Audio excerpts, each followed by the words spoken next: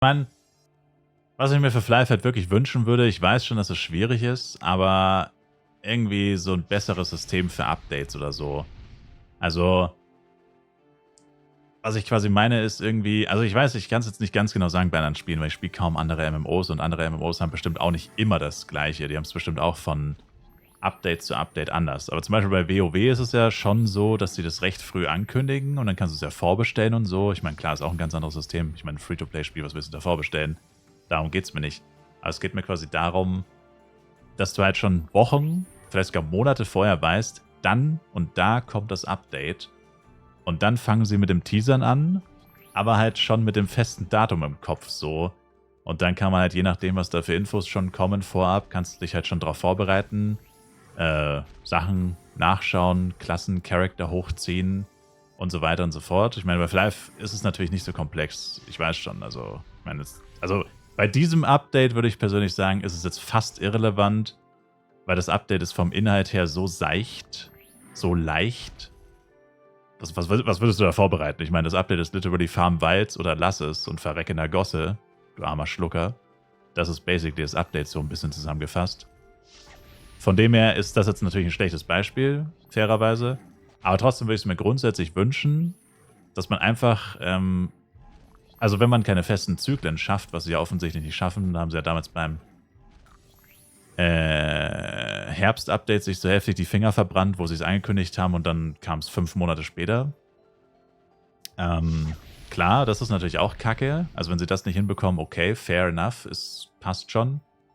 Aber wenn sie jetzt zum Beispiel, also ich meine, Battle for Madrigal, wann haben sie es zum ersten Mal angekündigt? Vor 4 Wochen oder so? Und sobald du halt weißt, dass das Update fertig ist, dann kannst du doch einfach das Datum bekannt geben. Und dann kannst du immer auf Nummer sicher gehen, nimm lieber eine Woche länger, als du voraussichtlich brauchst, oder lieber noch mal eine Woche weitere Testläufe machen kannst für Bugs und so weiter. Und dann nimm einfach dieses spätere Datum und kündigt es einfach den Leuten an. Und dann machst du die heiß drauf. Sobald du das Datum hast, sobald du es angekündigt hast, und das muss ja nicht Monate, das muss ja nicht ein halbes Jahr vorher sein. Keiner erwartet, dass es ein halbes Jahr vorher ist. Aber dass du halt zumindest ein bisschen Vorlaufzeit hast, grundsätzlich, weil man halt vielleicht ein paar Sachen vorbereiten kann. Wie gesagt, das Update ist jetzt ein extrem schlechtes Beispiel, weil es sich so wenig ändert, dass es, wie gesagt, eigentlich nichts, also es kommen einfach nur ein paar Items hinzu, ein paar Drops hinzu und das war's. Und das wäre halt schon cool, wenn man da irgendwie so ein System vielleicht von anderen Spielen sich abschaut oder so. Ich kenne jetzt kein sehr gutes Beispiel. Also, außer halt, dass man es vorab ankündigt und dann vielleicht auch nicht alles auf einen Schlag bringt, sondern nach und nach Updates, so Teil 1, Teil 2, Teil 3 oder so. Aber halt auch nicht mit 8 Monaten dazwischen, sondern einmal pro Monat kommt der nächste Teil oder so, das nächste Kapitel oder irgendwie so. Bei Genshin Impact hat ein ganz cooles System. Bei Genshin Impact weißt du es wirklich felsenfest. Das einzige Mal, wo sie sich nicht dran gehalten haben, kann man nicht vergleichen, weil es kein MMORPG ist, ich weiß. Aber das einzige Mal, wo sie sich nicht dran gehalten haben, war während Rona. Und die machen es quasi wirklich so, alle 6 Wochen, alle 42 Tage kommt ein neues Update. Und das ist wirklich immer richtig. Das war nur einmal während Corona nicht so. Und sonst ist es immer so. Und dass man das nicht fix halten kann als Entwickler, weil so viele verschiedene Variablen und so viele verschiedene Menschen und wenn einer krank wird oder so oder was weiß ich, da kann ja alles Mögliche passieren. Ja, wie gesagt, das verlange ich jetzt auch gar nicht. Das wäre echt zu heftig und das ist mir auch egal. Aber dass man halt zumindest sich irgendwie an irgendwas gewöhnen kann und dann auch halt schon vornherein weiß, okay, da kommt jetzt ein kleineres Update da und da. Bei einem größeren Update will man sich dann vielleicht auch ein paar Tage frei nehmen oder so, wenn man da richtig Bock hat reinzusuchten. Genau wie bei FEC. FEC ist ja eigentlich auch so etwas, das wüsste man schon gerne ein paar Monate vorher eigentlich, auch wenn es jetzt kein Update ist oder so. Oder einen Monat vorher zumindest. Bisschen früher. Wann kündigen sie es meistens an FEC? So 2 Wochen vorher vielleicht. Das auf jeden Fall zu knapp ist. Also Minimum einen Monat eigentlich. Irgendwie so. Also am besten wäre natürlich einfach eine Roadmap, immer was kommt. Erstmal mit ungenauen Daten, woran sie einfach gerade arbeiten. Und dann, sobald es halt finalized wird oder finalized ist, dass man dann halt tatsächlich auch ein Datum gedroppt bekommt. Und dann kommen die ganzen Teaser und so und dann weiß man es einfach. Weil es gibt irgendwie, also ich finde es einfach kacke, wenn ich an PC gehe und dann lese ich neues Update morgen. Und ich denke mir so, Junge, what the fuck? Niemand wusste jetzt, dass morgen ein Update kommt. Also warum einen Tag vorher ankündigen? Was soll das? Also mal angenommen, das wäre jetzt ein Update gewesen, wo sich alles ändert. Mit Level 180, 5 neuen Dungeons, 3 neuen Karten, neues Reborn-System, Third Job Change, 6 neue Waffen, 20 neue Sets. So, da bist du doch so überfordert einfach. Auf einen Schlag wirst du da einfach reingeworfen und du hast eigentlich keine Ahnung, was eigentlich abgeht, so ungefähr. Und so kann sich's aber, wenn sie mal wieder ein größeres Update machen, was wahrscheinlich das nächste Update sein wird, so kann sich's dann halt anfühlen und das ist halt einfach irgendwie kacke, finde ich. Also, und da entsteht halt auch einfach kein Hype. Andere Games übertreiben es wahrscheinlich mit der Hype-Aufbauphase. Die milken das so lange. Man muss vorher extra Schichten einplanen, um das Ganze zu finanzieren. Ja, das würde zum aktuellen Update tatsächlich ganz gut passen. Ja, aber ich meine, keine Ahnung, also es ist ja auch für das Spiel schlecht, wenn du gar nicht so richtig Hype machst.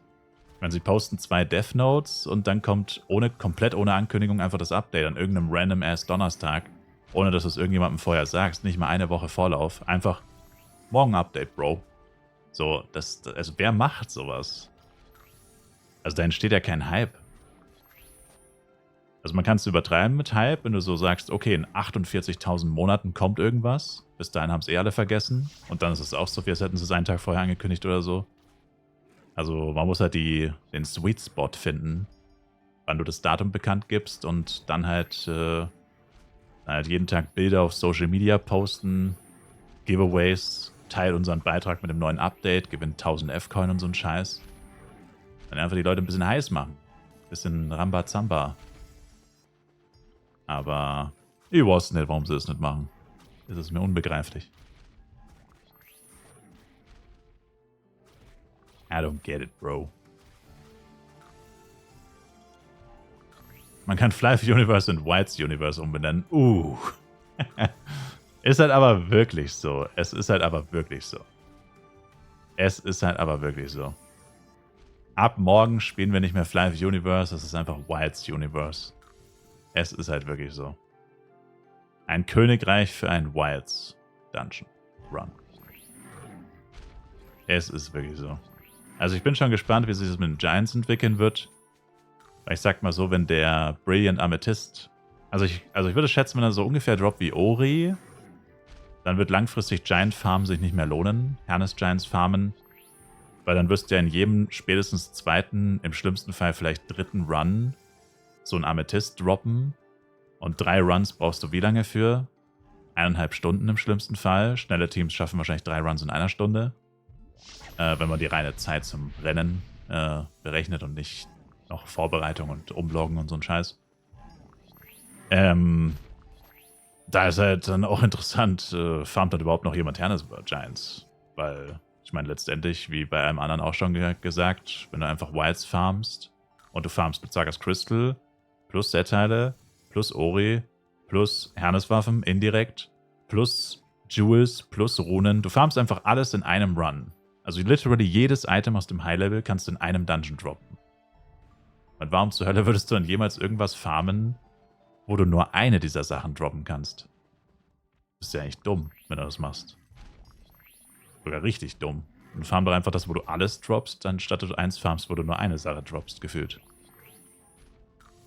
Gut, stimmt nicht ganz. Bei Giants droppt man Ori, Shining Ori und Waffen. Aber es ist crazy. Also, ich weiß es nicht. Ich habe dich überzeugt, Mr. Bako. Von was habe ich dich überzeugt? Du wirst der neue Social Media Manager von Flife? Yeah, bitte. Bitte. Bitte bewerbt euch, bitte. Initiativbewerbung.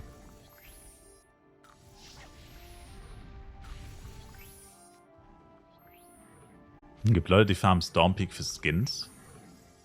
Ja. Hat mich auch gewundert.